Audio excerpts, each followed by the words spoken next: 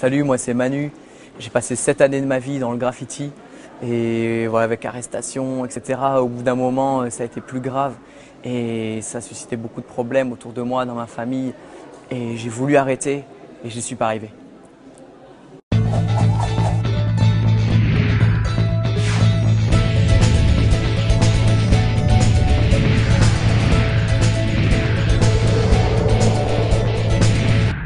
À l'âge de 12 ans, je commençais à regarder autour de moi sur les murs du collège. J'habitais dans le sud à l'époque et je regardais les tags et ça commençait à m'intéresser. Je trouvais ça fort, les gars qui mettaient leur nom, leur pseudonyme sur les murs et qui se faisaient connaître par ça. Et donc avec mes amis, on a commencé à s'intéresser aux tags. À l'âge de 12 ans, j'étais en classe de 5e et ça continuait 12, 13, 14 ans. Et petit à petit, ça m'intéressait de plus en plus. Je m'entraînais tous les jours sur mes cours, sur papier. J'essayais de petit à petit de me mettre à la bombe. J'avais des marqueurs, je m'y mettais petit à petit. Et je rencontrais d'autres qui étaient intéressés comme moi. Et on s'est mis à peindre du coup les murs, les bords de voies ferrées, d'autoroutes, voilà, etc., de périphériques.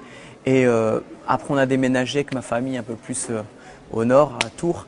Et là, ma passion a cessé d'augmenter. On est passé à encore plus, être encore plus connu. Dans le graffiti, on a un nom de groupe aussi, donc on était entre nous, on graffait beaucoup. Et puis petit à petit, ensuite, j'en suis venu à peindre les trains et aller sur Paris, peindre les métros, RER. Et vraiment, dans ma vie, j'ai fait beaucoup de choses, mais ça passait. Alors que le graphe, ça ne passait pas. Et ça a duré pendant 7 années, de 12 ans à 19 ans. Et les arrestations, parallèlement à ça, ont commencé à arriver parce que c'est pas autorisé. Et si nous, de peindre un graphe sur un métro, ça va nous coûter 10 €, ça va leur coûter peut-être 500 € de l'effacer. Du coup, les polices recherchent activement les graffeurs. Et à 14 ans, j'ai une première arrestation. J'ai fait croire à ma famille que j'arrêtais, mais en fait, ça n'a fait que s'amplifier. Et j'ai eu plusieurs gardes à vue, 2 passages aux tribunaux, des perquisitions à la maison, des amendes, des travaux d'intérêt généraux. Et malgré ça, rien ne m'arrêtait. Et parallèlement à ça, des problèmes un peu familiaux parce que quand je me faisais arrêter, je disais à ma famille, le graphe c'est fini. Mais après, ils ne me croyaient plus parce que je me refaisais attraper. Voilà, bref. Et il y a eu un jour où on peignait un train avec 2 amis près de Tours. Et là, on a eu une arrestation qui a été un petit peu plus grave. Et donc, on était toute la nuit en garde à vue. Et le lendemain, quand je suis revenu chez moi, mes parents étaient au courant. Et quand ils ont ouvert la porte, je les ai vus, ils étaient dégoûtés, déçus, ils pleuraient. Et ça m'a chamboulé au plus profond de mon cœur. Je me suis dit, voilà Manu, le graphe c'est ta passion. C'était ma vie, je vivais pour ça. Mon but c'était d'être connu sous mon blaze. Et vraiment c'était ça qui m'intéressait du matin au soir. C'est à ça que je pensais le week-end. C'était peindre que je voulais. C'était même pas les histoires de filles ou autres qui m'intéressaient, c'était vraiment le graphe. Et là je vois mes parents dans cet état et ça me prend au cœur et je me dis, il faut que j'arrête. À partir de ce moment-là, mon envie d'arrêter a été forte et j'y suis pas arrivé. Parce que je me suis rendu compte que c'était devenu comme une drogue, j'étais vraiment dedans et il y avait que ça qui m'intéressait. Et ça a duré pendant 6 mois comme ça où je voulais arrêter sans y arriver. Et donc je faisais un peu des compromis et je savais pas trop où me situer. Et en fait ce qui s'est passé c'est que justement 6 mois plus tard, je me suis retrouvé dans une petite réunion de prière chrétienne, catholique, où il y avait environ 80 personnes. Et là ils priaient et ils parlaient d'un Dieu vivant, ils parlaient du Saint-Esprit qui agit dans les vies. Et ça m'a parlé. Bizarrement, j'y allais presque pas pour moi cette réunion, mais là je me suis retrouvé concerné par ça. C'était le 19 novembre 2003, entre 17 et 18 heures. Ce jour-là, je me suis retrouvé à prier. J'ai fait une prière qui ressemble à ceci: Seigneur, j'ai envie d'arrêter le graphe, j'y arrive pas, ça fait 6 mois. Si tu peux faire quelque chose pour moi, viens. Et aussitôt, sans faire le rapprochement immédiat avec ma prière, je me suis mis à pleurer pendant environ 3/4 d'heure. J'étais un peu sur mon nuage. Le lendemain, je suis rentré dans mon milieu, dans mon entourage, et je revoyais des amis qui graffaient, et un ami spécialement qui me parlait de ce qu'il avait fait la veille et tout ça le week-end en graphe. Il me parlait, ça ne m'intéressait plus. J'arrivais pas à faire semblant d'être intéressé. Je passais dans la rue, je regardais les tags, ça ne m'intéressait plus. Les magazines, ça me semblait vide de sens. Et là, j'ai pas compris. J'ai dit, voilà, je me suis rendu compte, en fait, ça a pris quelques jours, que Dieu m'avait bien exaucé, qu'il m'a libéré de cette passion instantanément. Je lui ai à faire aucun effort. Humainement, c'était impossible. En une prière, Dieu m'a exaucé. Non seulement ça, mais en plus, il s'est révélé à moi comme un Dieu puissant, qui m'a écouté. Et j'ai découvert que c'était son amour qui permettait cela. Et petit à petit, Ça a été dur un peu par la suite parce que j'ai perdu beaucoup d'amis, même si après on s'est revus et qu'on a eu du plaisir à se revoir et qu'aujourd'hui encore on se donne des nouvelles et qu'on s'aime. Et par la suite, quelques années plus tard, un responsable chrétien m'a dit « Bah voilà Manu, peut-être ça peut être bien si tu fais du graphe pour Jésus ».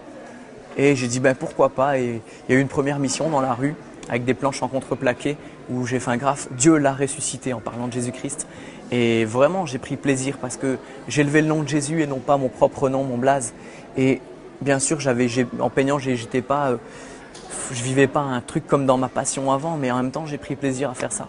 Et j'ai pu parler pendant toute une après-midi avec des gens qui passaient par là et c'était génial. Et voilà, donc aujourd'hui, je fais encore un peu de graphe pour Jésus dans des collèges, ailleurs, là où on me demande. Et je prends plaisir surtout à parler de Dieu qui a fait ça pour moi. Et vraiment, mes désirs ont changé, mais c'est pour un plus grand bonheur.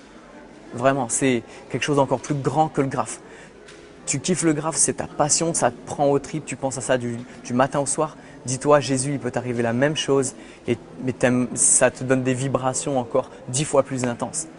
Ça, c'est une garantie, c'est une promesse, il n'y a pas de doute.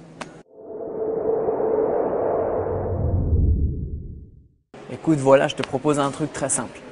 Si toi aussi tu veux vivre ce que moi j'ai vécu, que ce soit pour une dépendance, du graffiti ou d'autres choses, tu peux le vivre aujourd'hui chez toi. Moi, je l'ai vécu dans une réunion de prière, mais tu peux le vivre chez toi. Et aujourd'hui, je veux prier avec toi pour te montrer que c'est possible. Et là où tu es, Jésus est là, il t'aime, il peut te rejoindre. Je t'encourage, si tu le souhaites, à fermer les yeux pour ne pas être focalisé sur moi, mais sur Jésus-Christ de Nazareth, qui est présent en ce moment avec toi. Il est même présent dans ton cœur parce qu'il t'aime, il te connaissait avant ta naissance, il t'a créé et il te connaît mieux que tu te connais toi-même. Je t'invite à fermer les yeux et si tu le souhaites, après moi, tu peux répéter cette prière. Seigneur Jésus, je crois que tu es présent.